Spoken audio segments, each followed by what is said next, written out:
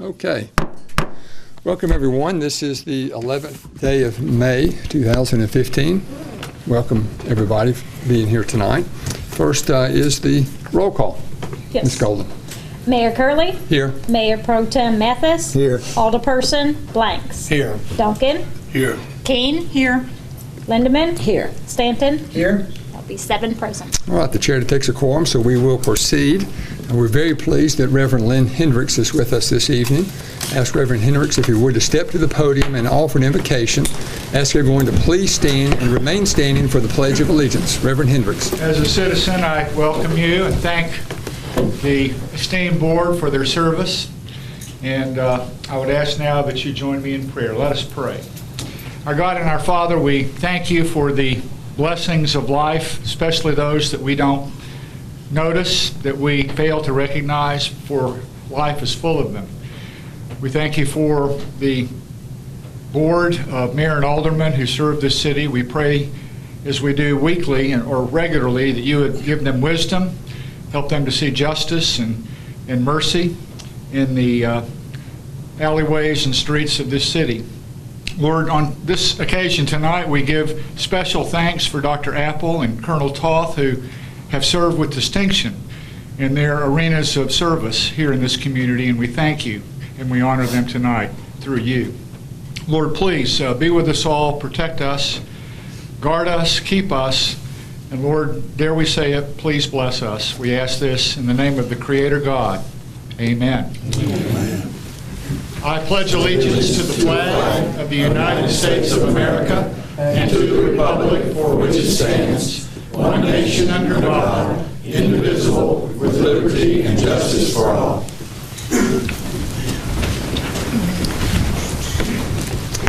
Thank you, Reverend Hendricks, very much as always. Well, you see we have a new face around the table this evening. Welcome, Ms. Kentoria Alexander. I think Mr. Mathis might have a few nice things to say. I sure do. Kentoria, she is a senior at Tullahoma High School. She is one of our basketball players, and if you remember this year, our basketball team became the district champions after 41 years of falling behind in that area and not being able to compete that task. But she was one of those players that was very instrumental in that team progressing like she did. Not only that, but she's a very fine, upstanding young lady. She has signed a basketball scholarship, if I'm wrong, tell me, Walter State, and she's going to further her education there. Young lady that you'll see walk through the hall many times, but you very rarely ever hear anything out of her. Very composed, does real well whatever she does, and she will go far. Glad to have you. Thank you. Very nice, very nice. Well, Ms. Alexander, that was a nice introduction. Do you have anything that you would like to add? No, you pretty much touched everything. She is quiet, isn't she? Nothing wrong with that. Is there anyone in the audience that you would like to, that's with you this evening, that you would like to recognize? She was here, but she just left, I think. Okay. All right. Well, thank you for being with us this evening. In a few minutes, we'll recognize you for any report that you would like to give on any activities at the high school, okay? But if you'll stand at your desk there, we have a certificate that we would like to present to you.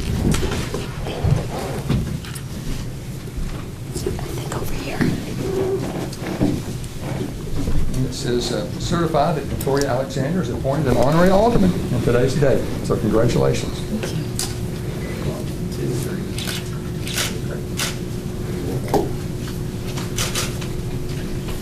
Thank you.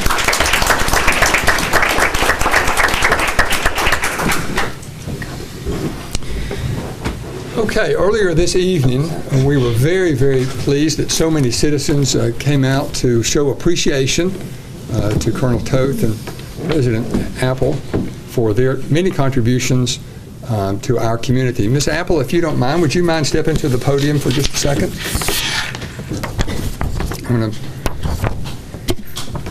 offer some comments about you and your work at Martlow College and give anyone else an opportunity to say anything that they would like to say.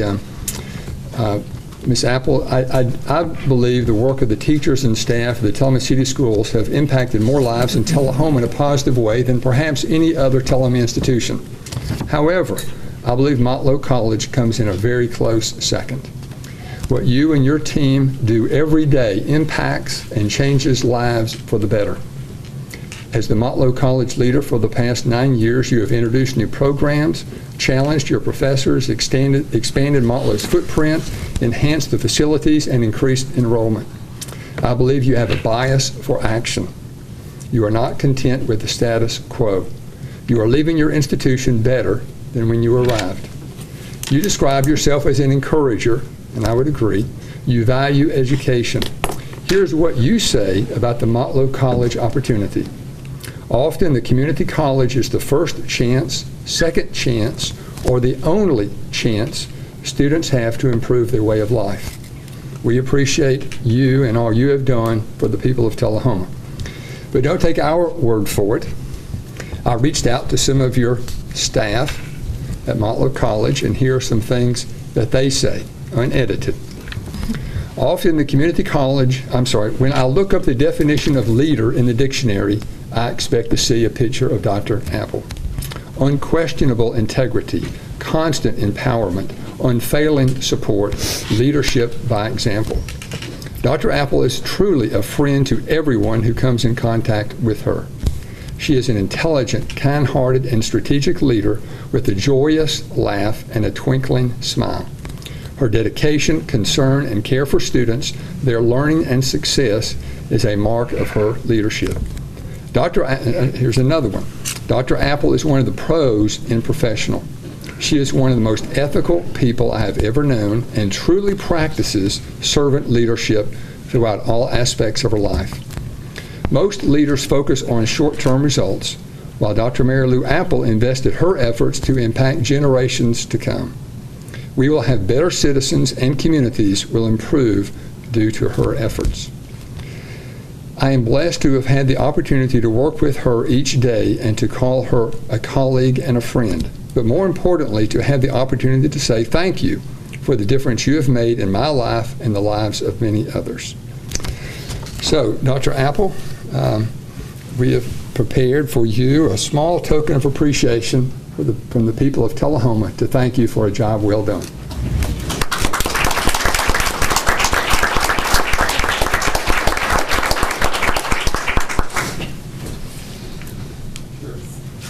Sure, somebody recognize you at the podium if you have something you'd like to say. Thank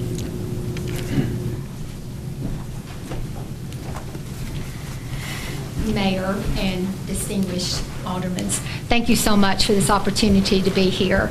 Jim and I have certainly enjoyed being in this community. You welcomed us. We instantly became part and immersed ourselves in the community, and for that we are better. And Motlow was the perfect place for me, and I'm so thankful and grateful that I had the opportunity to be here. Thank you so much. Thank you.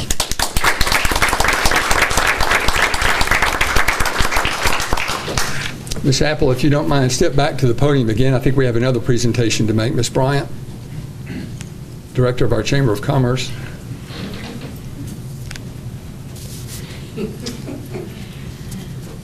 We have the token Tullahoma gift with our new throw. This is probably my first official presentation of the new throw with the Rising Star emblem on it, and you have very much been a part to help make us and continue to make us a rising star. So Mary Lou, we thank you for everything, and we look forward to seeing you and Jim in the community and being able to enjoy some relaxing time together. We'll take that. Thank you so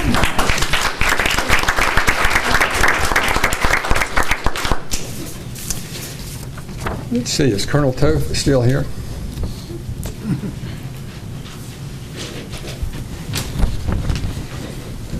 There's no doubt Arnold Engineering Development Complex is the economic engine that makes much of what the people of Tullahoma enjoy possible. And that has been the case for over 60 years. For the past 3 years, you have led AEDC to heights many of us did not think possible 3 years ago. You also have a bias for action. I've been told you think of others first. You constantly work to help others succeed. Leaders make things happen, and the future is written by leaders like you. Most people see things as they are. Leaders see things the way they could be. You see the future as a better version of the present. You have made a difference because of your belief of a better future is possible for AEDC and the thousands of families associated with AEDC. The future of AEDC for the foreseeable future has now been written, thanks to you and your leadership. You are also leaving your institution better than when you found it. One of the qualities of a strong leader is courage. During your career, you have demonstrated courage in ways most of us cannot even imagine. You have been a command pilot with more than 2,700 hours in over 30 different aircraft, with combat time in both the F-15E and F-16. You accomplished your mission. You served your country. Now, here are some comments that we received. You sure you want to say those out loud Yeah. here? Actually, these have been edited. I'm sure they have. On Colonel Toast's walk-arounds at AEDC, he never passes a person without greeting them and shaking their hand. He really cares about everyone at AEDC and wants them to know how important they are to him. Colonel Toth is a change agent. From the things he reads, the comments he posts online, and the action he has taken as AEDC's commander, it is clear that his focus is on helping his organization take the next step towards greatness, and he's good at it. The changes in organizational structure and roles and responsibilities that he's initiated at AEDC will help ensure the complex remains viable to support the warfighter's test requirements for the next 20 years. Well done, Colonel Toth.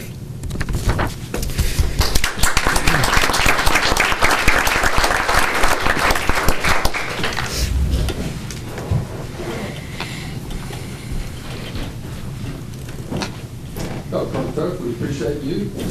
And this reads, Commander, Arnold Engineering Development Center, Arnold Air Force Base, in recognition of his commitment and service to the citizens of Tullahoma. So we appreciate you very much. We recognize you at the podium for anything that you'd like to say.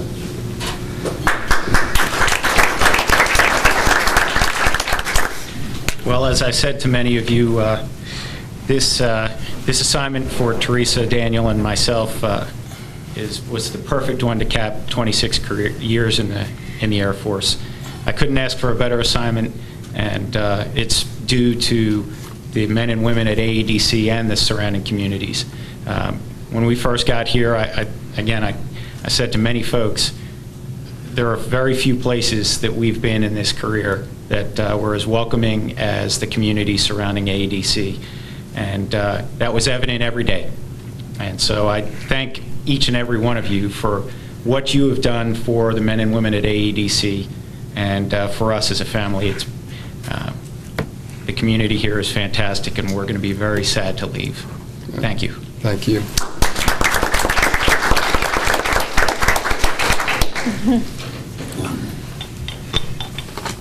Don't fall. I think I put it in there.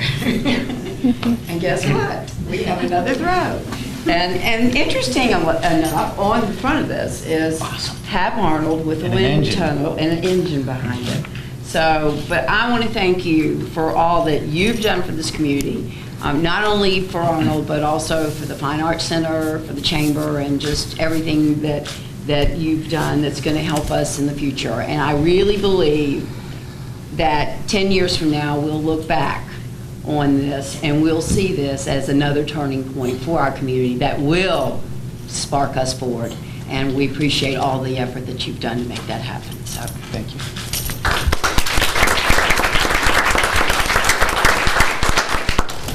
Colonel Toth and Miss Apple, before you leave, I'd like to get a picture of the Alderman and myself here at the front. Winston, can you help us set that up? Chris is here as well. Let's all sit down here for just a minute.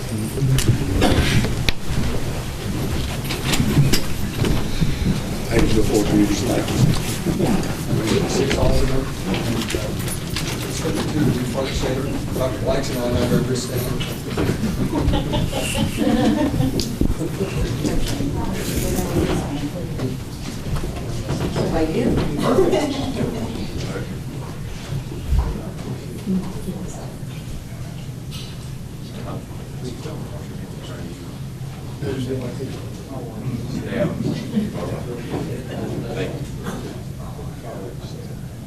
And Alderman Lindeman, same thing. Let me trace places.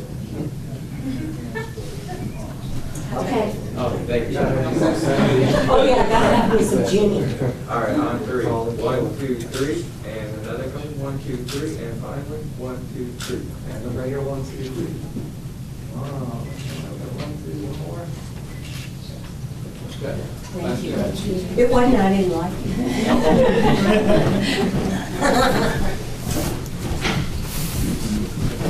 Thank you, Renee.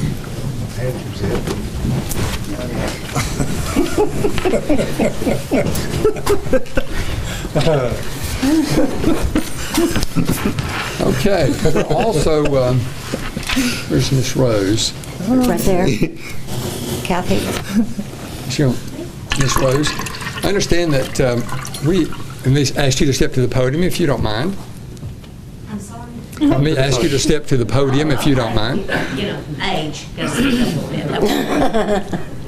I understand that we have 2 high school students that have done exceptionally well with ACT.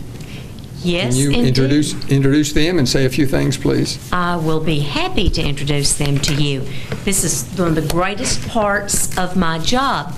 I have with me tonight Dryden Young and Alec Yin. If you gentlemen would come forward. They got perfect, didn't they? Alec and Dryden are juniors at Tullahoma High School. They are exceptional students. They're also part of our symphonic band program, and I had the privilege of hearing them play in Memphis several weeks ago, and they are outstanding. And one other feather that they have to put in their caps for this year, they each scored a perfect 36 on the ACT test as juniors. Yay.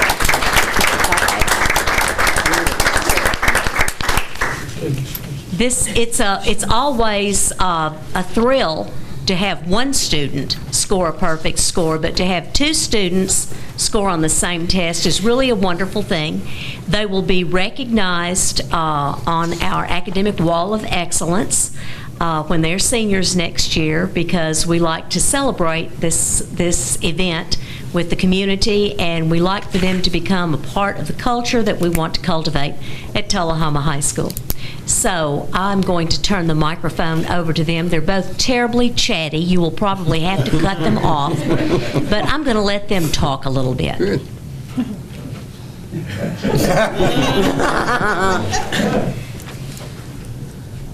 Well, I didn't really know I would have to talk when I came, but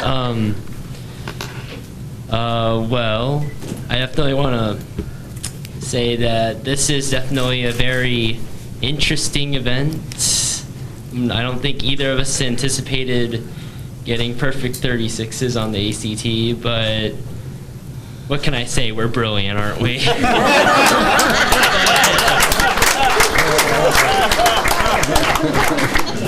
It's definitely been it's been awesome, quite honestly, but we definitely want to thank the community and all of our teachers for helping us get to this place.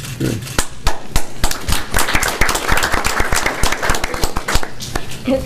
Right, you just want to say ditto? Yeah. Okay, all right, we'll let you get by with that then if you really, really want to. I do want to let you know that Alec is going to be our student body president next year also. So Wow. he's going to get to be in the public eye quite a bit. So he worked on his speaking for tonight, I'm sure. But thank you very much for this opportunity to recognize the accomplishments of our students. And it's so exciting because I look around this room and I've seen a number of our graduates here tonight, and they've gone on and have done well, and we're really excited about that.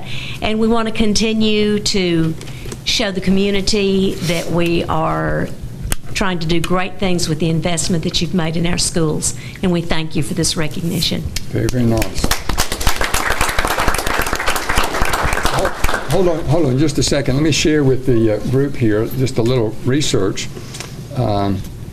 there were 1,850,000 students that took the ACT this year. 1,850,000. 1,407 of them got a perfect score on the ACT. That's less than 1/10%. In the state of Tennessee, there were 69,505. 69,505. And these two are two of only 34 across the entire state that earned a perfect score on the ACT. I think that is fairly remarkable. 1/10%. So we are pleased to recognize you in your accomplishment. And this certificate says to recognize and commend the outstanding academic success in achieving a perfect score of 36 on the American College Testing Exam. So, Yay. Potential honorary alderman before us, don't you think, Mayor? They might be too smart. Pretty good. Choose where they want to go to school. Choose where they want to go to school.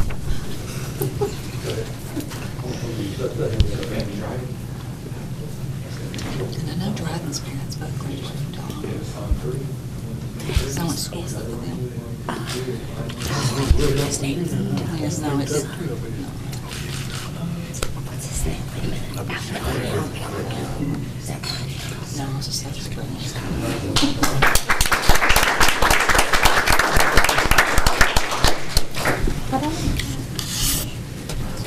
Mr. Mathis, how appropriate is it that I stood next to the perfect score ACT people? How appropriate is it that you stood beside two? You've been sitting beside one all this time. Rosemary. Yeah, good. I didn't know that. Well, they scored 36 on it. I took it twice and scored 18 each time. I had them together.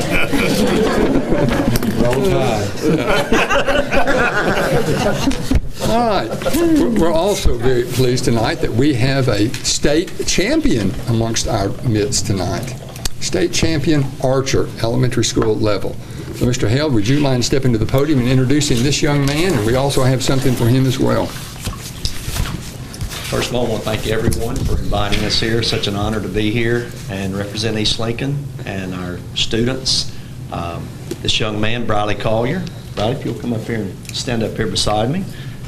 We went recently to Murfreesboro and competed in the state archery tournament. There were 19 schools at the tournament, 465 archers, elementary, 4th, and 5th graders, and never had shot a bow before this year. #1 archer in the state of Tennessee.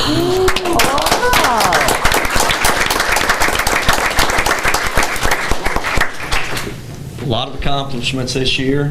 We didn't expect anything. We went into this unknowing, and we've learned a lot. Went to our first tournament, second tournament, third tournament, took first place in all 3 of those tournaments.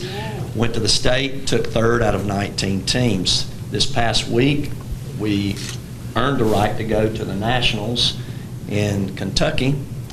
We got there.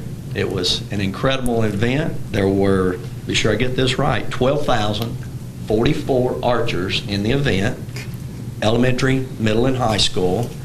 And out of that, 3,553 were elementary students. We competed in 2 tournaments. One was called an IBO Challenge, and it's an animal, 3D animal target. There's 6 targets, different types of animals, coyotes, rams, from ranges from 10 meters to 15 meters. And we'd only shot a tournament like this one time. We finished 6th out of 64 teams in this tournament. And we then competed that afternoon in the NAS tournament, which is a target type tournament with a 10 ring out to a 1 ring. We finished 47th out of 148 elementary teams. There were 26 states represented. We earned the right to go to the World, which this year is going to be held in Nashville, and we're looking forward to that, and it'll be in July. So we're so excited to be going to that. Wow.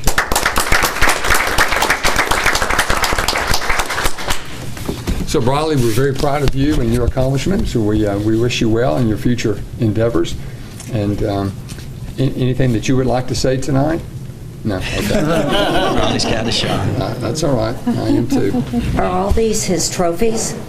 These are our school trophies. You guys have any questions about the program? Is it not true that you have Mr. Hargrove, your principal now, you have him out shooting as well? And if I'm not mistaken, he told me this himself, that recently, before the student body, he was out and you told him, you gave him the bow, and you said, Mr. Hargrove, if you would you shoot the eye out of that target? And had one eye, and Hargrove lines it up and shoots it and hits it right in the middle of the eye. He wouldn't shoot another, that was it. He wasn't going to shoot anymore. He's walking around with his hands up in the air. But he's learned a lot himself, hasn't he? He has. Let me say, Mr. Hargrove has been an inspiration to our school. He's been an inspiration to me. I've been in the business for 34 years, and I have been rejuvenated because of him. And he comes in and he challenges kids, he challenges me, and he's just been a thrill to work with. Great. And he did, and it was right before we left for the Nationals, and we had students in there, and he did it, didn't he, Briley? Put it right in the eye of the cougar. He said he was going to do it, and he did it. I went to East Lincoln not too long ago, and I've always known Jeff as an outstanding golfer, but all of a sudden he starts talking to me about, I met him in the hall, he took me down to the gym, and he said, I've gotten into archery now, we're teaching it, and well, I've got some outstanding competitors. He showed me some pictures on the wall, really positive stuff that's happening. Went down to the gym, there's targets all over the place. And it isn't just a matter of getting a bow and shooting at the target. There's some procedures you have to go through. There's some discipline to this. It's not just a matter of being good at shooting it. So it's really a great program, far beyond just shooting a bow and arrow. And Jeff's the leader of this group. Thank you. Let me mention one thing about what Mike's talking about. I wore a whistle. When we got there, we didn't know what to expect at the Nationals. We knew it was going to be big. This meant we knew a lot of students were going to be there. It started on Thursday. They shot all day Thursday, all day Friday, all day Saturday, and our tournament, 2 tournaments were on Friday. They had 250 targets in one line. That's how big this building was. 2 students on a target, 500 archers. The commander blew the whistle. They get their bow. There's a line they stand at. They put their bow on their toe. He blows the whistle again. They shoot 5 arrows at their target. They go back, put their bow up, and they wait at a waiting line. Now, this is 500 kids at one time. They blow the whistle 3 times. They go up. They have a competitor next to them. They score each other. They go back. They shoot 15 arrows from 10 meters, 15 arrows from 15 meters. 300 is a perfect score. What'd you shoot, Riley? 269. A 269. 269, an incredible score. 500 students every hour on the hour for 3 days. It went off without a flaw. It's one of the safest sports, and I told some people before, the Safety Council did a study. It's safer than any ball sport other than ping pong. The worst thing that might have happened, somebody might have got a blister while they were there. 12,000 archers shooting. It's a great sport. I love it, and it's just growing by numbers. Yes, ma'am. I got a question. What grade are you in right now? Fifth grade. So you have one more year at East Lincoln? No. He's going to middle school. Middle school, that's and right. we're really looking forward to trying to get a middle school program going too. So I've got a whole group. We'll have about 18 students going over there. That's great. We had 67 students sign up at the beginning of the year. I kept 31 because of our numbers of bows, but we've increased the number of bows, so we hope to increase the number of archers next year at our school. Now, you took a pretty good group with you to Kentucky, right? Yes, we carried 17 archers with us. Well, Briley, we have something we'd like to present to you.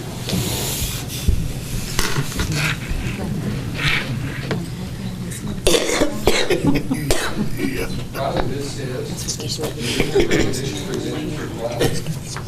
achieving the first place champion archer as a member of the East Lincoln Elementary School team for the National Archery in the School program. So congratulations. Proud of you.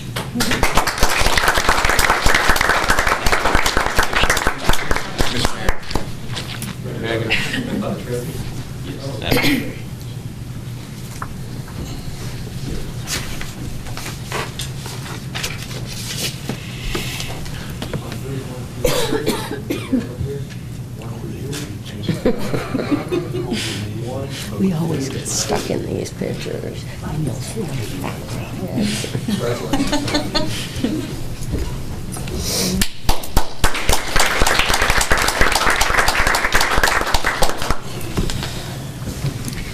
I appreciate your indulgence as we recognize these young people. I think it's important to recognize an achievement in our community. Okay, we also, this week is also Police Memorial Week. All of you realize that Thursday at noon at South Jackson Civic Center will be a special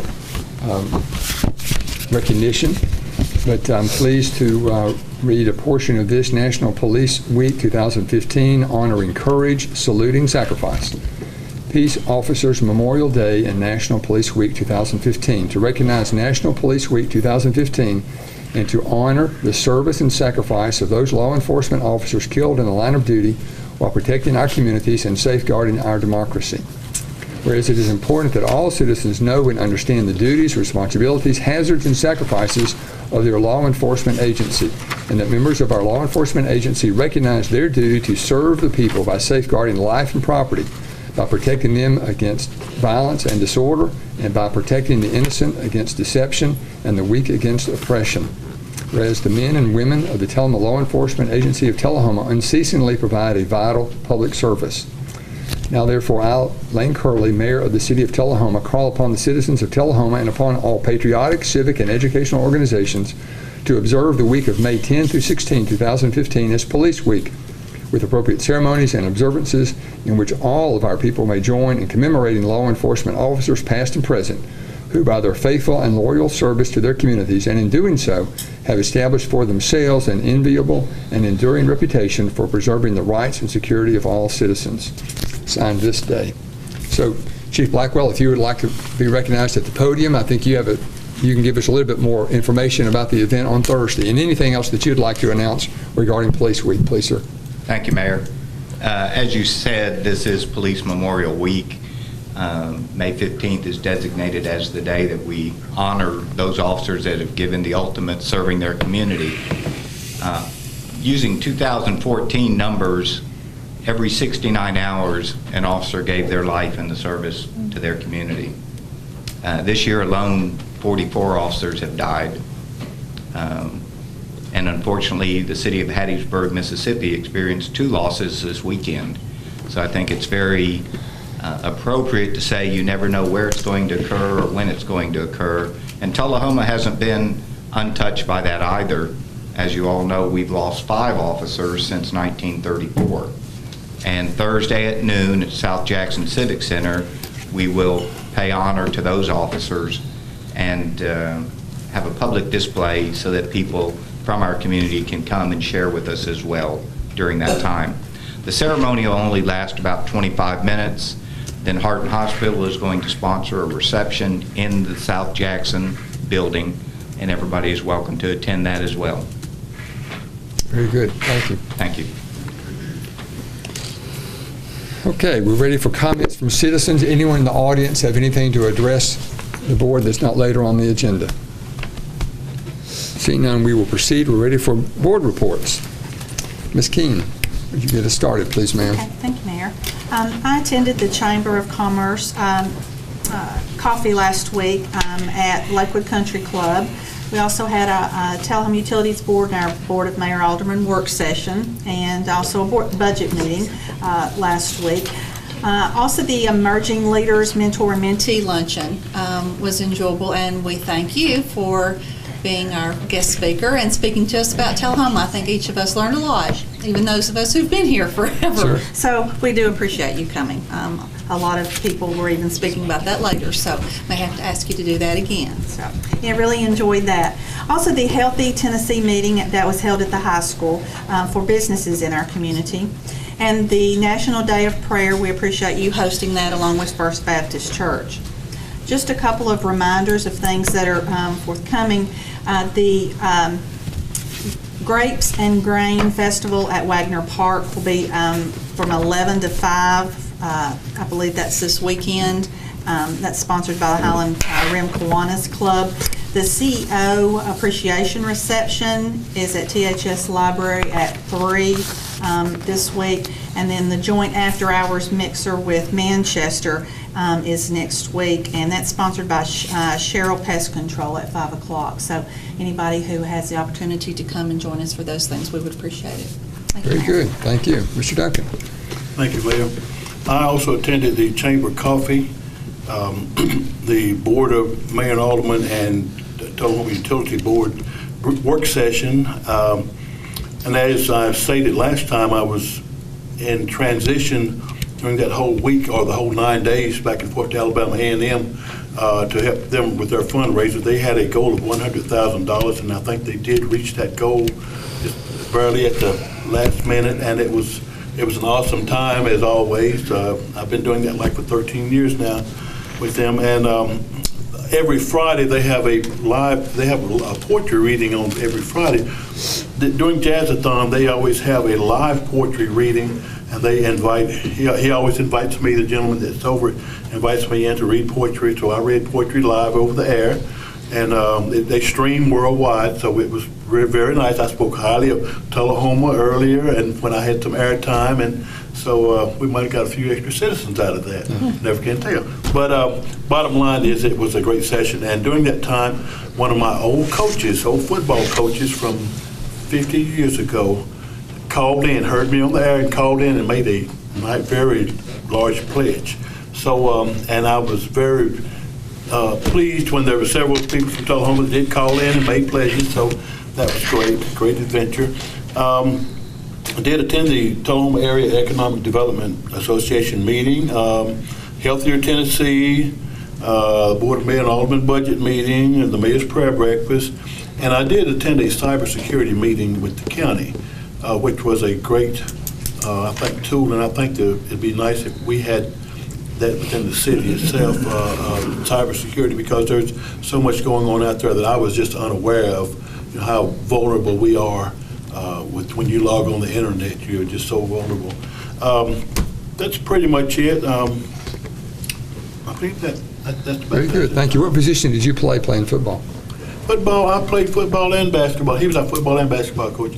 I played end in football, but I lettered in basketball. That was my game. Yeah, okay. So, Dr. Blanks? Thank you, Mr. Mayor. Since our last meeting, been to some of the same meetings my colleagues had, the BMA TUB work session dinner meeting, also a budget committee meeting was attended. Also went to the Healthy Tennessee meeting last week at the high school, and also attended the MASH Bash, which is a fundraiser for the American Red Cross in Lynchburg last Saturday night, and all those were informative meetings and fun meetings. So that's it.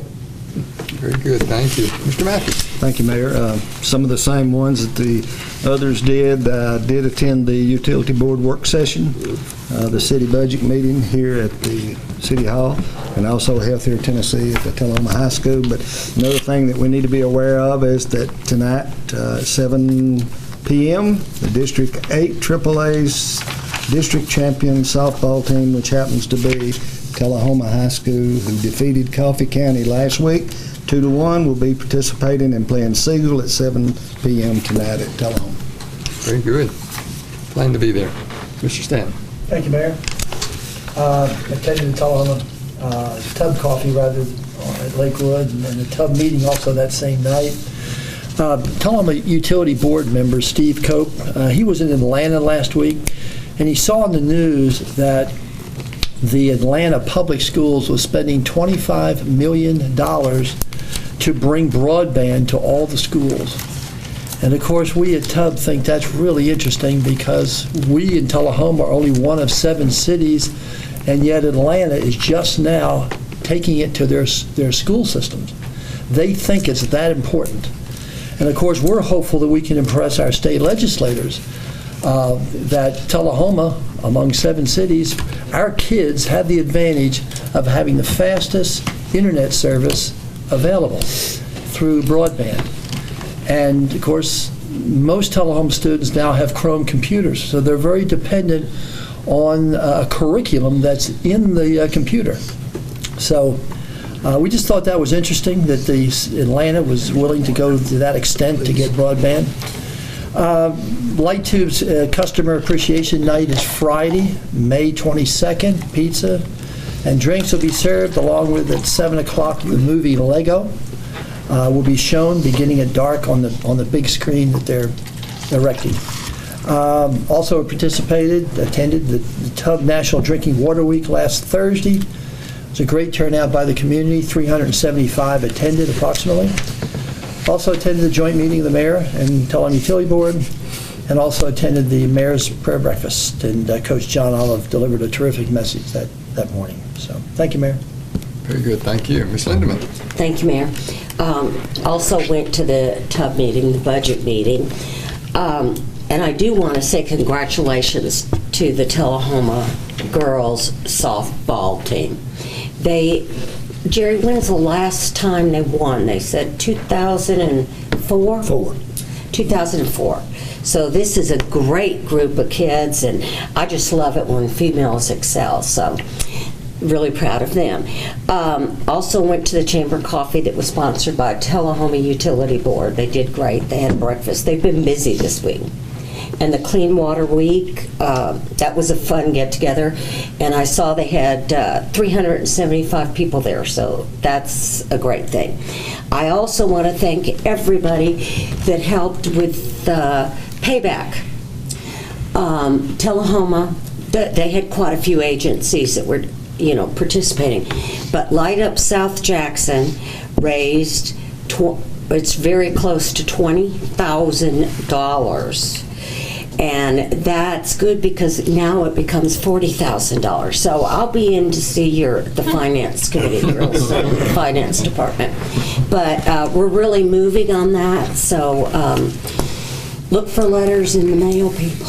It's coming. And then we're going to go visit people. So That's exciting. Yeah, we're excited about it. So thank you, Mayor. Thank you. Miss Alexander, anything you would like to report? I just want to say thank you for letting me have this opportunity. And yeah. That's fine. Very good. She is a chatterbox, isn't she? We appreciate you being with us tonight. Okay. Since our Healthier Tennessee meeting, I think 8 companies have signed up to be Healthier Tennessee companies in Tullahoma, so we appreciate that. So we'll continue to work that. Let's see, we're ready for a report from Mr. Worsham, City Attorney, please, sir. I too attended the mayor's prayer breakfast at First Baptist Church, and I was amazed at the turnout. It was a wonderful event, and I'm really glad that we can do that in this town. I hope we always can. It was a very uplifting program and very enjoyable. A lot of us were here. I enjoyed seeing them. Today we met with the Industrial Development Board and finalized an amendment of the lease there with the current tenants of the building that we all remember as American Built Right, one of our first new industries here in Tullahoma a long time ago. That's been in the making for a long time, but for logistical reasons it took us a while to get there. That's now been done. We filed our brief, our law firm filed our brief in the Court of Appeals today in the Coffee County Board of Education case against the City of Tullahoma relative to the liquor tax distribution. We, of course, are asking the court to uphold the lower court's ruling in our favor that dismissed the case, and we hope we'll be successful. And we are preparing for the arbitration in the City of Manchester case against us for the other liquor tax distribution litigation that's ongoing. We're working with the Code Department in identifying properties that need to have some attention to be either raised or renovated, and just ordinary routine things we're working on now. Very good, thank you. Let's see, Mr. Baltz.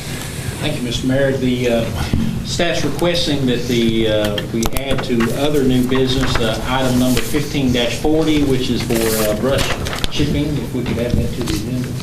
Let's see, the chair will entertain a motion that we add 1540 to the agenda. I'll make a motion. Second. Proper motion, properly seconded. Any discussion? We're simply adding it to the agenda. We'll vote on it later. All those in favor of the motion as presented, vote green. Opposed, vote red.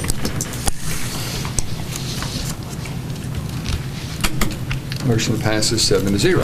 Okay, Mr. Baltz. I have two Sure. other items. First, or next, we will be bringing at our next meeting a resolution Tullahoma is part of the Interlocal Solid Waste Authority, and Giles County is opting out of the program.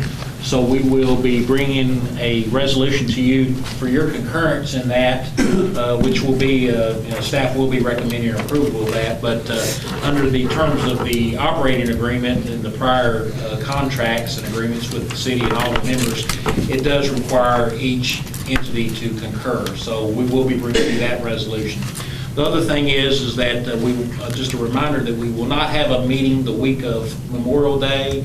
We will have a special call meeting on June 1, the Monday after Memorial Day, and so just want to make sure everyone, as well as the public, knows to mark their calendars accordingly. That's all I have. Okay, thank you, Mr. Balch. We have 4 items on the consent agenda. 1536 minutes of the April 27, 2015 meeting. 1537 D.W. Wilson Pool Renovation Project Change Order Number 4. 1539 Animal Shelter Donation Agreement.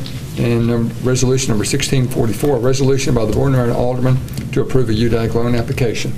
Is there a motion to accept the consent agenda as presented? So moved. Second. Proper motion and properly seconded. I have a question. Yes, ma'am. What's the change order on the pool main? The change order is to, there was some material underneath the area where the parking lot was being installed that was bad material, and that had to be taken out and stone put back in so that you could get good compaction on the parking lot. So that's the purpose of that. Okay, good, thank you. Are we still on schedule to open Memorial Day weekend? It's doubtful that we'll get to open on Memorial Day weekend. We're working with the contractor to get you a new date as far as when the facility would be open. Okay, thank you. That was the only question. Okay. Very good. All those wishing to vote for the consent agenda as presented, vote green. Opposed, vote red. Motion passes 7-0.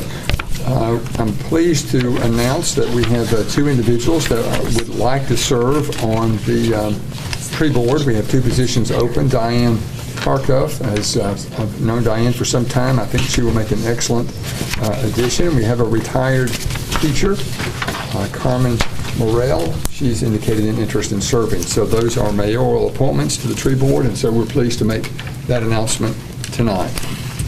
Mr. Balch, any other old business that you're aware? No, Mr. Mayor. All right, ready for new business. We have item number 1538, benefits insurance renewals for fiscal year 16. Let's get a motion and a second, and then any discussion. So moved. Second. Proper motion, properly seconded.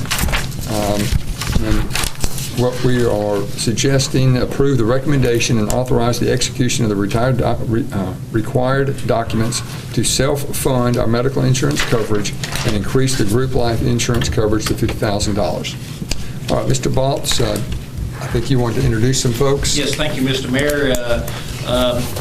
Ms. Bryce and Ms. Wilson have been working hard with our benefits consultants, and we're excited to present this proposal to you. It will result in savings in our budget, and so at this point in time, I want to ask Ms. Bryce to come forward and introduce a couple of the consultants that have been working with us on this project and give you a quick overview.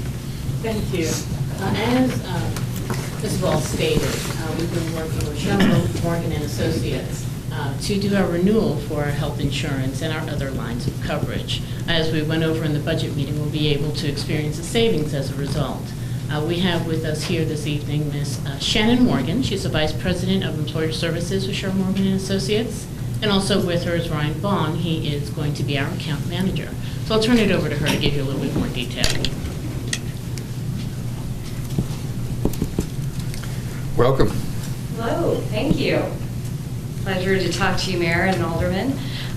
Again, I'm Shannon Mason. I'm with Cheryl Morgan, and we're proud to be benefit consultants working with you since February. We've had quite a bit of work that we've been doing behind the scenes, Costa and her team and our organization. What we did is we went out to bid for all of your lines of benefits to your employees and your dependents. What we've been doing is looking and seeking for bids for the health benefits, as well as all the what we would call ancillary insurance lines of coverage, which are dental insurance, life insurance, disability, EAP, vision, all of those types of benefits. And it's a pleasure to tell you some really good news today of the results that we've had. Our organization generally works just with municipalities. That's all we do here in the state of Tennessee. And we work with them all the way from the very farthest sections of Tennessee, eastern and the Bristol area, all the way to the far west in Memphis. But here in the middle Tennessee area, we have the pleasure to not only work with you, but a number of other organizations. And what we were so proud to have happen with the bid requests that went through our offices recently are the fact that we got a record number of organizations who want your business. We sent this out for different types of quotes, and we got back 29 separate proposals for all these different lines of employee benefits for your organization, 9 of which just applied just for the health insurance benefits. So what we've done in collaboration with the HR department is we've tallied up all of the different types of proposals that have come in and come back to you with the best scenarios. Like Costa has described, what we were able to achieve this year is to keep your plan design exactly the same for employees, but to also lower the cost to you as the city. Typically, you've been trending in the past with about an 8% increase to your health insurance plans. This year, we were able to get you down about 6%. The way in which we were able to do it is keeping your same Blue Cross network that everyone is familiar with here, but changing the way you purchase your insurance. Instead of it being purchased on a fully insured basis, it's now going to be same benefit levels but purchased on a self-funded basis. So we can describe a little bit more detail if you'd like me to about what that means to an organization like yours, but rest assured, when you hear a term like self-insurance, you might get to thinking, well, what does that exactly mean?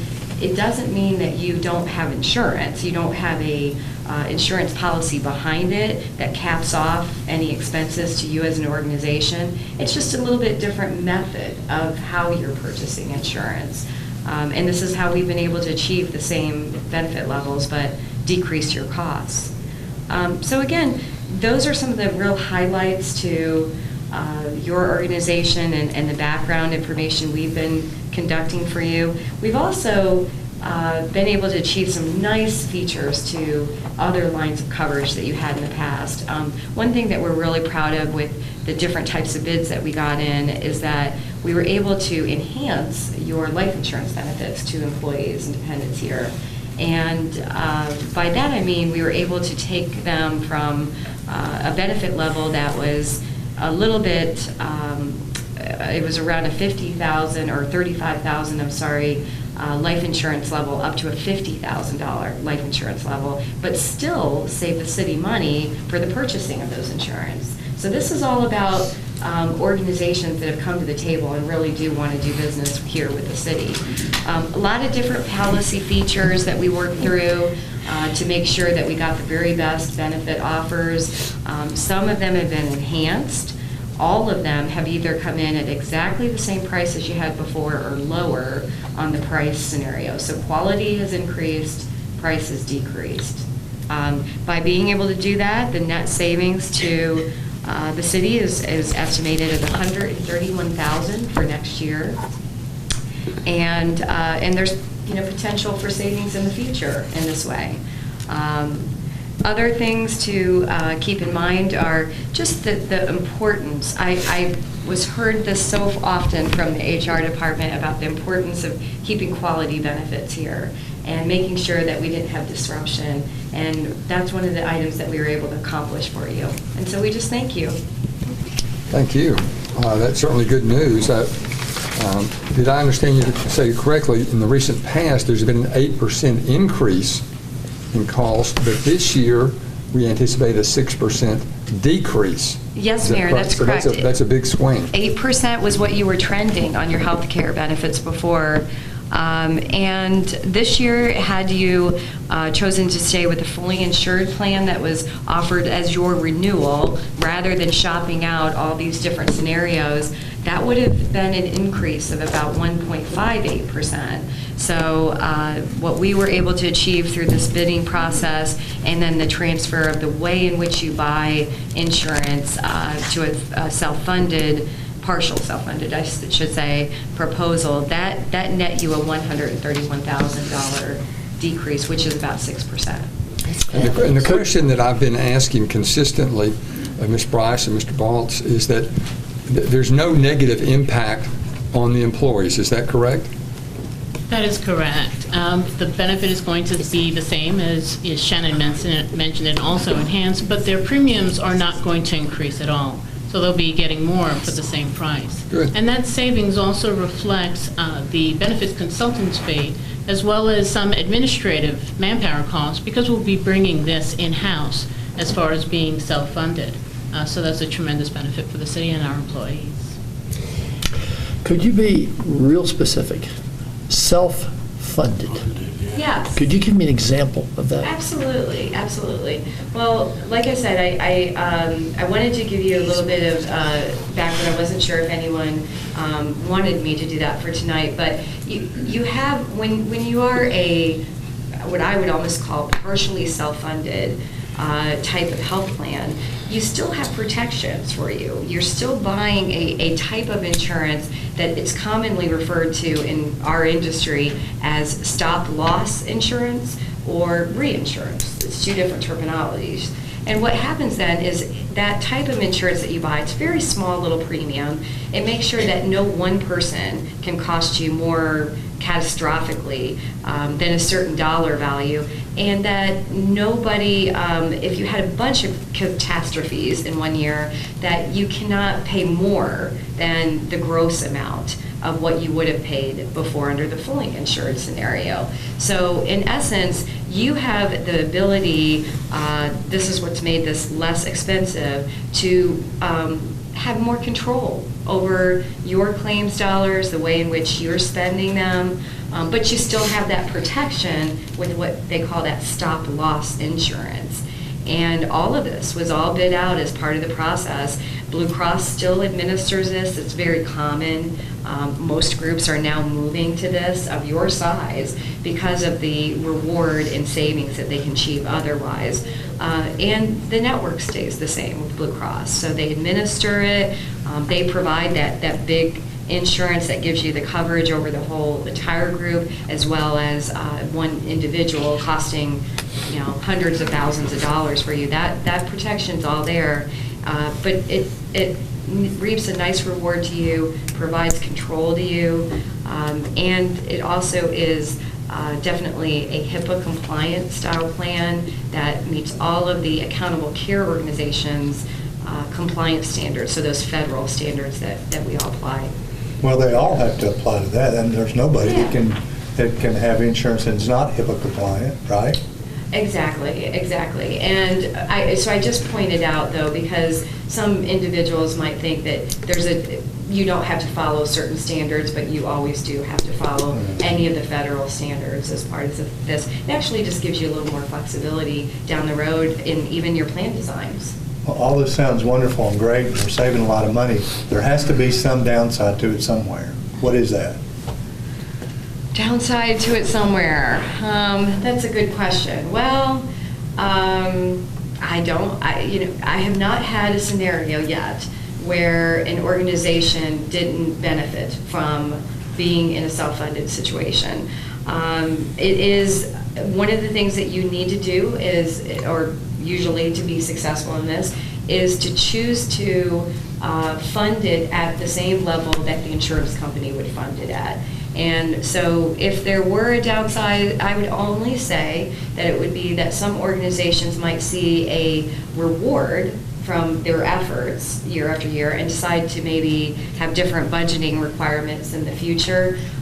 What we recommend usually as a consultant is that you fund your health plan the same way a fully insured carrier would fund theirs. And then if you do have a benefit down the road, that that benefit can just be attributed to future renewals rather than taking it all in the first year. But if I may add, the critical thing is that before we went through this process, we were averaging about an 8% per year over the last several years. And so that's really unsustainable without going in there and actually changing the design of the plan and cutting benefits to the employees. So this is the best of both worlds. We were able to achieve a cost savings to the city at the same time as to maintain the employees' benefits. So it's really a win-win for us. Yeah, but I don't think, you know, I don't know if you've answered Sandy's question or whoever's, what is funded and what is self-funded? What's the difference? That's where our savings is coming from, correct? Yes. That's what we need to know, what the difference is. Well, Did you understand? Partially, I did. That's mine. But I wasn't, I don't understand it completely. This is still a group plan. Absolutely. Yes. Well, I'll try and explain a little bit. There, in a fully insured environment with a fully insured carrier like Blue Cross, you have typically I draw circles when I'm describing this. You have a bucket of money that's used for fixed expenses. Then you have a outer circle. That is what their underwriters at a fully insured carrier decide what they think you're going to spend in addition to fixed cost. So the fixed cost being in the lower circle, and then the wider circle being this expected claim cost. Then the most wide circle is the reward circle. The reward circle is what they expect to spend versus how much the maximum is you can spend. What a fully insured carrier does is they set your premiums always at the maximum level of what you could spend. Fully insured carriers go out and buy their own stop loss too. Because of this fact, they don't want to spend more than a certain dollar amount on a person or on a large group themselves. What you're doing now is you're doing this on a smaller scale than what the Blue Crosses are doing. And you're now able to reap the reward between what they think you might spend on the expected side, that's what from an underwriter standpoint, to what the maximum is that you could spend. So what we suggest and what HR and your team has suggested is you just pay yourself now the exact same full maximum premiums that you would have paid to a fully insured premium carrier, but then if there's a reward and you come in the middle of what they think you're going to spend expected to the maximum level, you get that reward. And that's going to cut down on all this 8% increases to trend over time, and that's what we're trying to accomplish. It's accomplished it today, but we want to keep accomplishing this over and over again for you. If I can also add, tying in with that. I have one question. How often do we go through this review? I mean, you know what I'm saying? Every year do we? Every year we go through an insurance renewal process with all our lines of coverage. That's what I thought, but I wanted to make sure. On the benefit side, property and liability side, looking at what our experience is and what our new renewal rates would be. One thing I did want to add as well was being self-insured is you're actually, instead of paying this anticipated premium, which includes all these additional fees, when you're self-insured, you're just paying the actual claims. So in addition to that, some of the things we can do internally is having a wellness program enhancing what we already have in-house and expanding that with the additional administrative support will hopefully help to control those claims, which is now going to be a direct cost out of our pockets. Previously, if we did that, it would most certainly benefit our employees, but there would not have been a direct savings under a fully insured plan. As much as we might realize in this situation. Where is y'all's business located? Our corporate headquarters are in Covington, Kentucky. It is across from, so it's northern Kentucky. It's very close to the Cincinnati area. But we have a team member that's here local in the Nashville, Middle Tennessee market who is serving as a key account manager to you all. I personally reside in Louisville, Kentucky. All of our team members are used to working in various locations. We even have Columbus, Ohio, Indiana, a lot of different locations that we serve. And again, we do nothing but the municipal market all throughout Tennessee, and we make sure that the team that we bring you understands your unique needs in that category. Good discussion. Anything else? Ready to vote?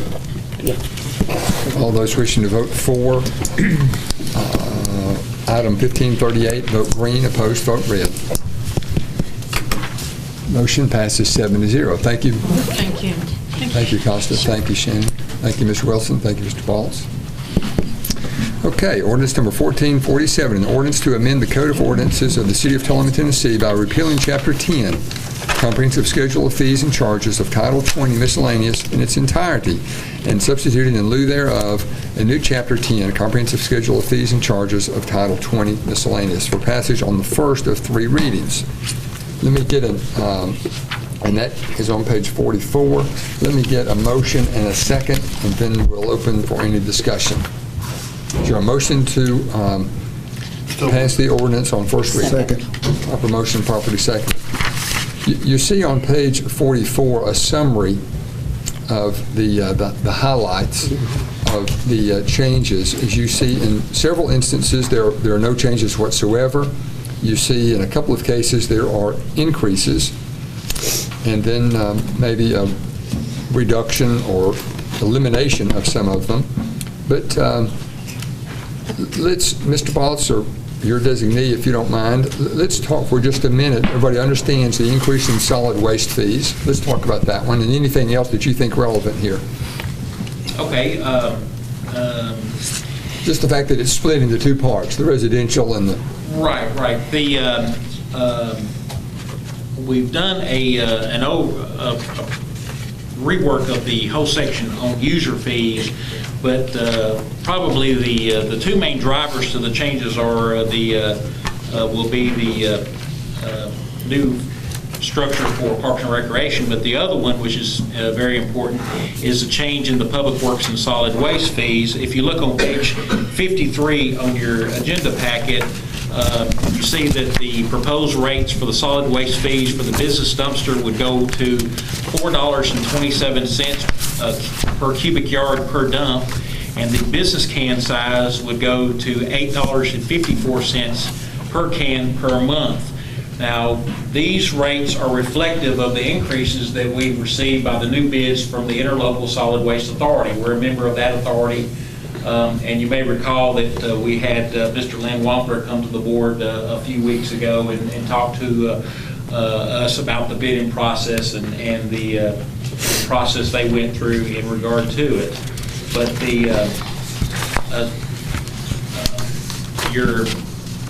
these rates are reflective of the costs that we're going to incur through our operations to get the trash disposed of. So we can't really eat these numbers. They have to be passed through.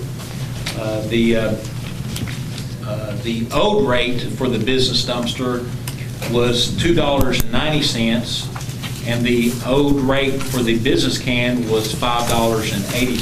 So it's about a 40% increase in those categories. I guess the good news is that we only have to rebid these rates on a periodic basis, but we do need to pass those costs on because they're well beyond what we could just absorb by just saying, well, we're just going to eat the difference. But we do eat the difference on the residential side. Right. Keep in mind, on your residential garbage, that is all under, as we talked about at our budget work session, that's all in your property tax rate. So that we're having to absorb it, and we just have to kind of work through the budget on that. But right now, the budget that's being proposed is balanced, and we're going to be able to take care of that through either revenue, the new revenues we've gotten through the new businesses that have opened, as far as the sales tax growth, as well as reductions in other areas. So I think we're going to be okay on the residential side, but it will impact the commercial side. And when was the last, do you recall, when was the last time the commercial rates were increased? Has it been 10 years ago at the last? I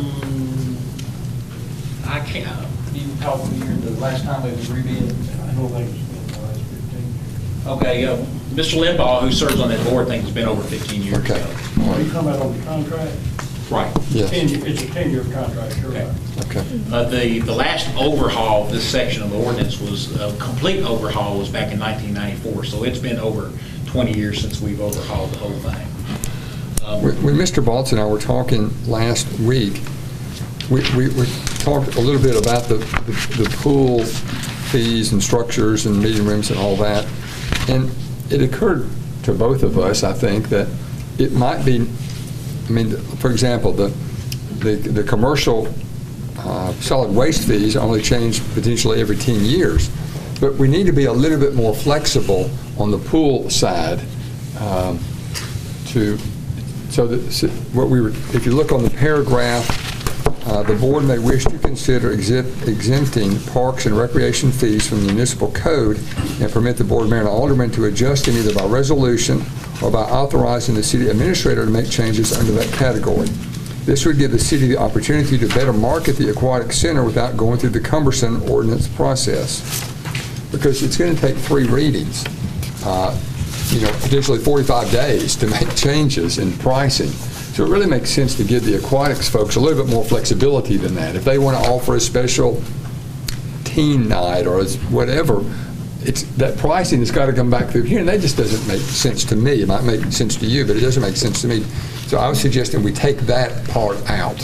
And Mr. Baltz had that responsibility in conjunction with Parks and Rec to establish that pricing. If the board is interested in that alternative, what we can do for second reading is bring to you at the next meeting some proposed language that would make that take effect, that you can look at and see if you want to adopt that. What we did when we went through the ordinance is we just took the categories that had been there traditionally and updated them where necessary. So, but if the board makes a motion to direct staff to propose an amendment, then we'll draft up something and then have the city attorney review it, and we can bring it to you as a potential amendment on second reading. I would like to amend that. All right, well, I got a motion on the floor, so let's deal with that.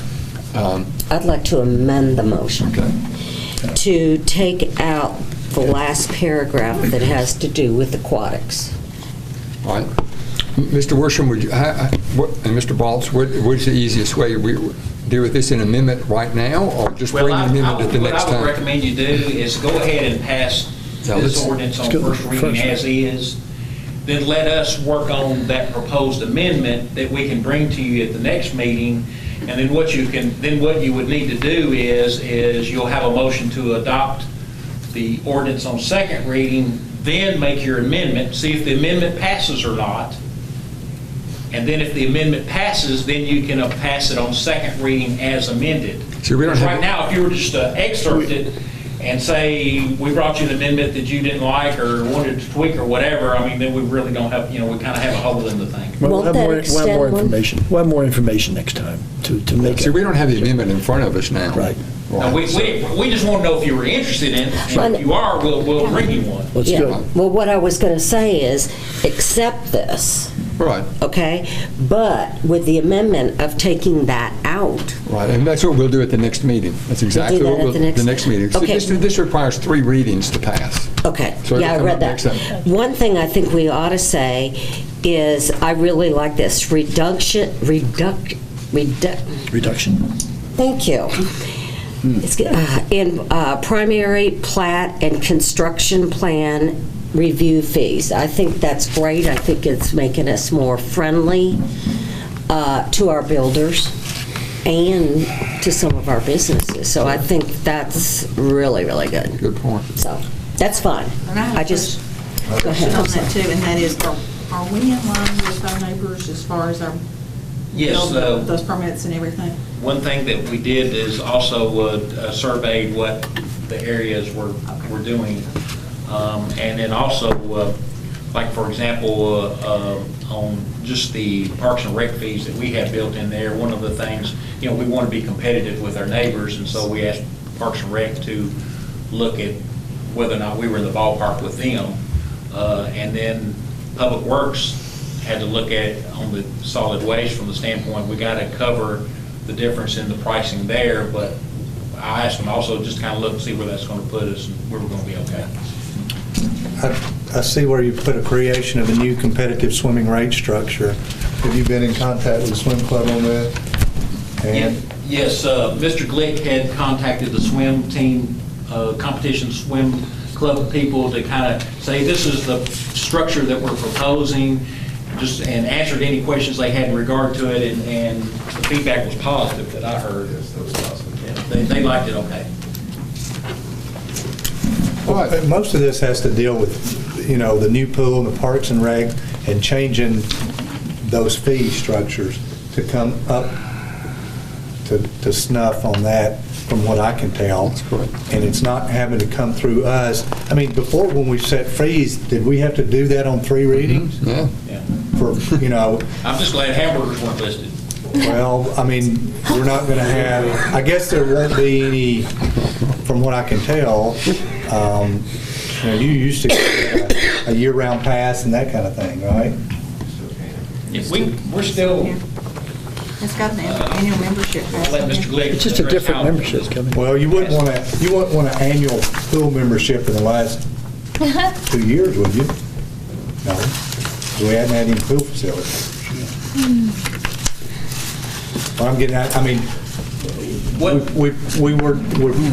going to miss the deadline probably for the end of the summer, so we won't sell any summer pool passes, I don't think.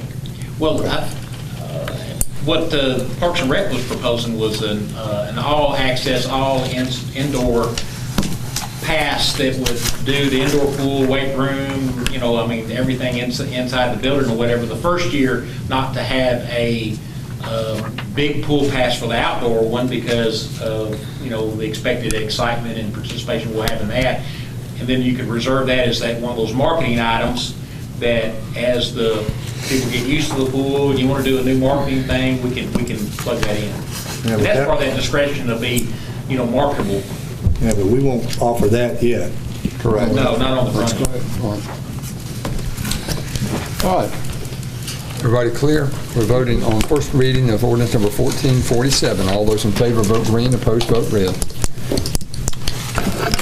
Motion passes 7-0. Now you have spread before you agenda item number 1540. This, the recommendation is to accept the low bid of H.L. Johnson Mulch of Manchester. Is there a motion to accept? So moved. Proper second. Motion, properly second. Any discussion? What are we mulching? Sure, lots of stuff. What are we mulching? I know it sounds silly, but I've read this thing 3 times. I asked Mr. Limbaugh to talk about the services that Mr. I mean, what are we cutting down that he's mulching? All the brush. Oh, the brush. Yeah, all the brush. Okay, I got my answer. No, I think we're. If you have a question, there may be others that just let them talk. All right. Actually, we'll be mulching this year the brush and the leaves. Okay, great. In the past, we've carried the leaves to Manchester, and it's been a considerable amount of downtime just in that process, so we put in the leaves, and it's considerably cheaper than it's been in the past. See, I was thinking of trees, and I thought, well, they can actually mulch trees, and to some extent, city trees that we take down or that have been taken down do go there. Okay. But for the most part, it's the brush that you see in the neighborhoods. Okay. Thank you. Thank you. Any other questions? We're ready to vote.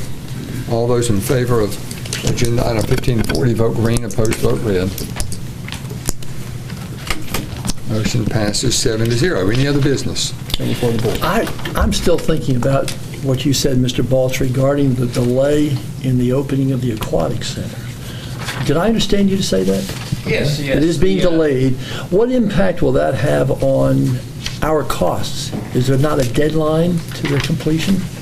Well, the contractor is, under the provision of the contract, he can claim rain days. We've had over 55 rain days at the beginning of the year. You may recall how wet it was in April, and so that's what put him behind schedule. So from that standpoint, he's got a valid claim as far as a certain number of the rain days. But, they've got, additional equipment coming. We've had some equipment that is on the critical path that until that has been overcome, in other words, if you're waiting on one piece, it's holding up another kind of thing. So they're not going to make the Memorial Day weekend. But we're working with them to get at what that new date will be. I think the good news is it'll be shortly after that. Okay, speaking of that, I've had a few people ask about the indoor pool. I did not realize it has been closed for so long. And the senior citizens, I'm getting mostly calls from senior citizens, said it's still not open. When are they going to be allowed to go back in there? When it's completed. Well, what are we doing? I mean, It's on the same time track as the outdoor pool. why? I mean, why is it taking so long for the indoor pool? If it's raining outside, you can work in the inside. Do you know what I'm saying? I wish we'd just clarify it to people. Well, there are major renovations to the indoor pool as well. I know, major. but like I said, when it's raining outside, you can work inside. So if we had 55 days of rain, they could have worked. Isn't it the same people?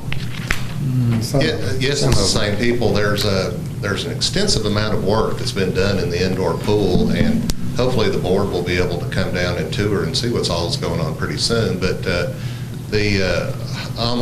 one of the walls, the deep end wall of the indoor pool, was completely removed and had it be reformed.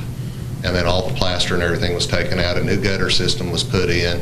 A new, it's called an evacuator that helps the indoor air quality, was put in, and that will also save the building from rust and corrosion.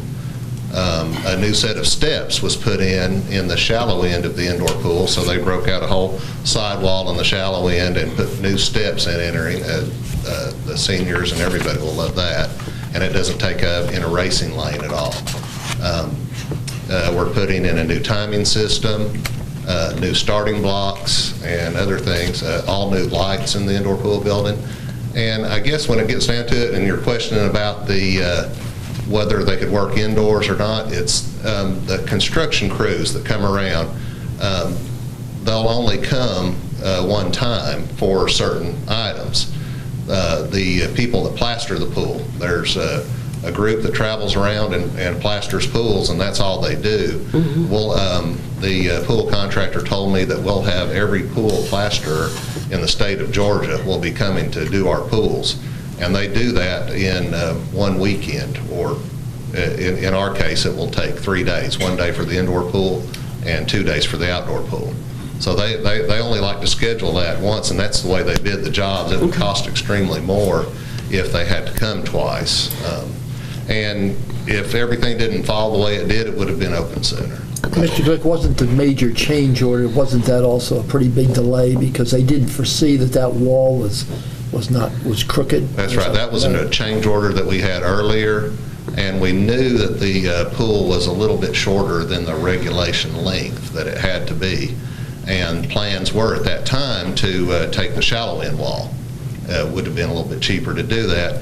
But then we found out in the process of laying it out that the deep end wall was actually not, it was actually out off square. Yeah, it wasn't square on that end. So to square up the pool, we had to take the deep end wall. And that's where we actually gained our extra space as well.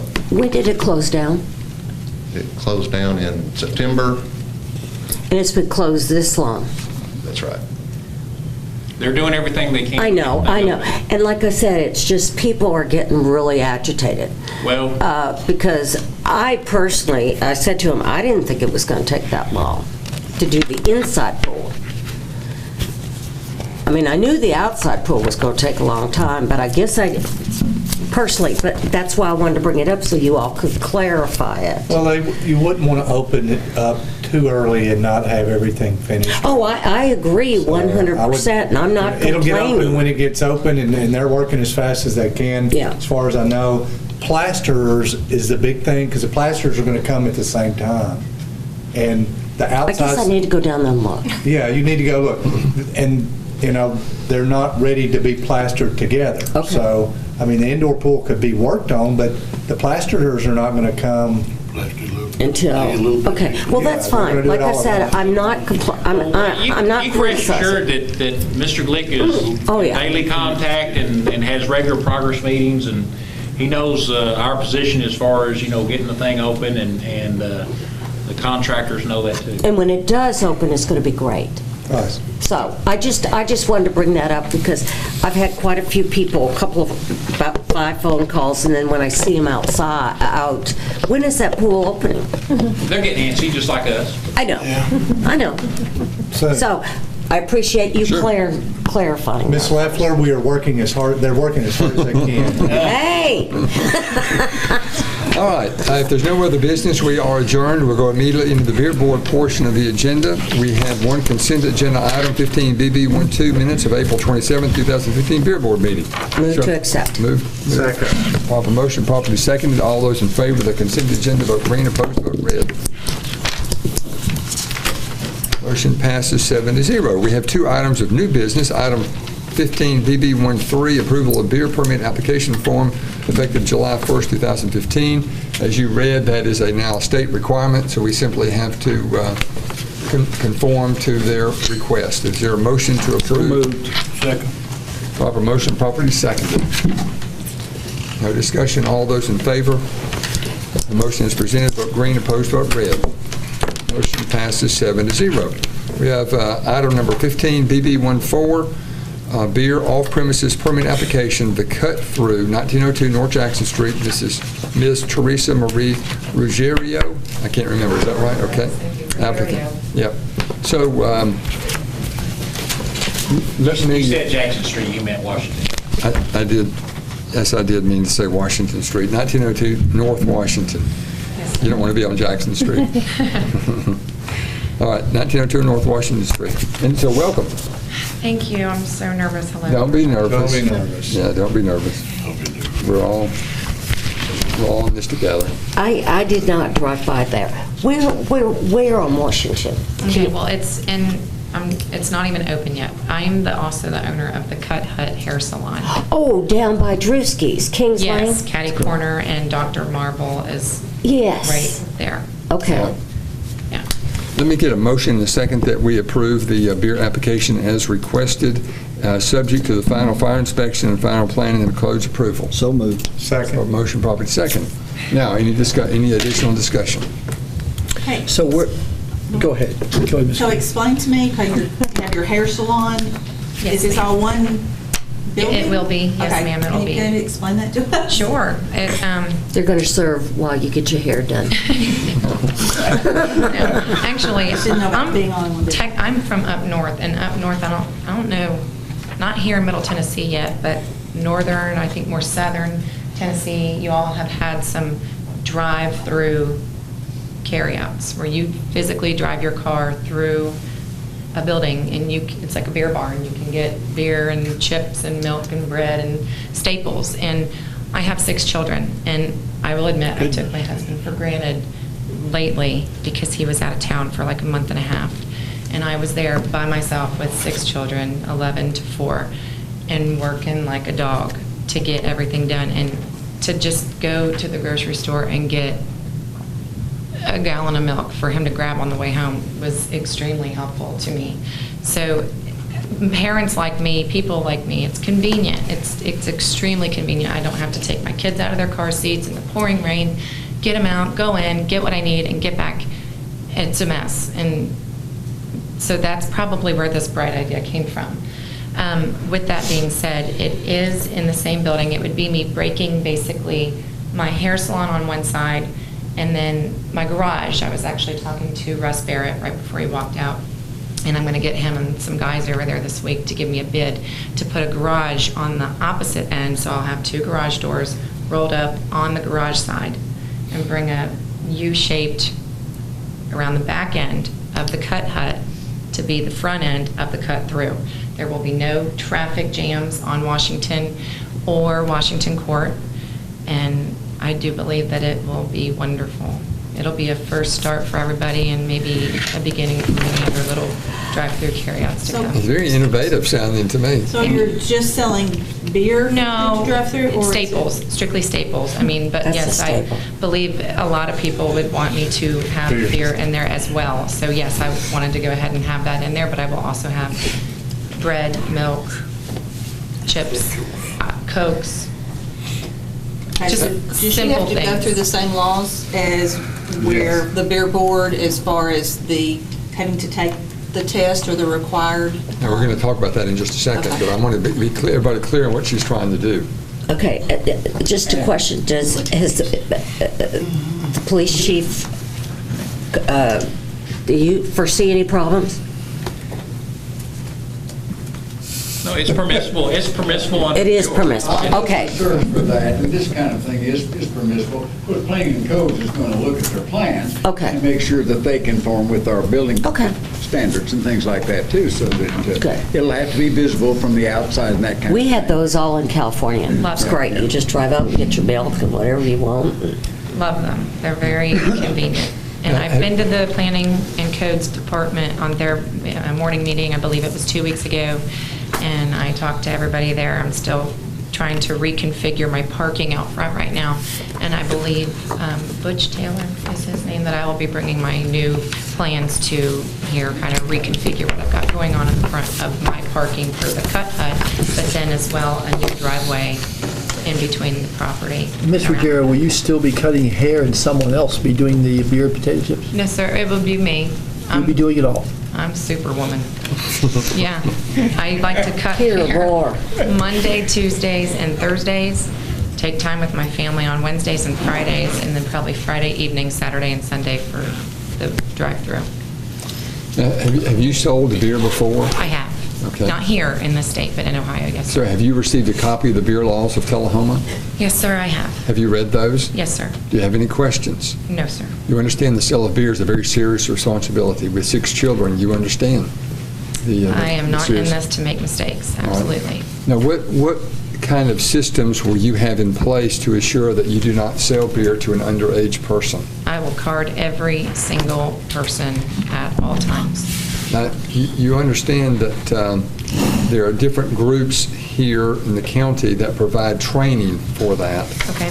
So I would urge you to check into that. Yes, I will do so. And take that appropriate class, okay? Sure, yes. You agree to do that? Yes, sir. Okay. May I have any other questions or comments?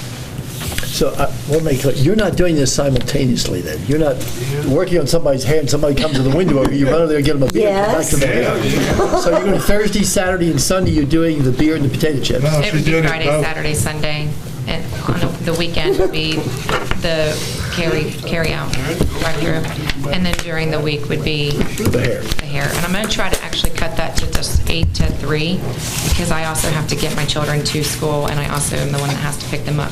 My husband works first shift early at the Walmart Distribution Center out in Shelbyville, so he's gone at like 3 a.m., and he doesn't get back sometimes until 6 o'clock at night, so it's all me. Wow. Good luck. Thank you. Thank you. Very good. Any other questions or comments? If not, all those that wish to vote for the motion is presented, vote green, opposed, vote red. Ms. Gordon, was that clear on the motion? Are we okay? Yes, thank you very much. Okay. All right. Any other business? If not, stand adjourned. Have a nice evening. Thank you. Congrats. That wasn't too bad now, was it? I see her.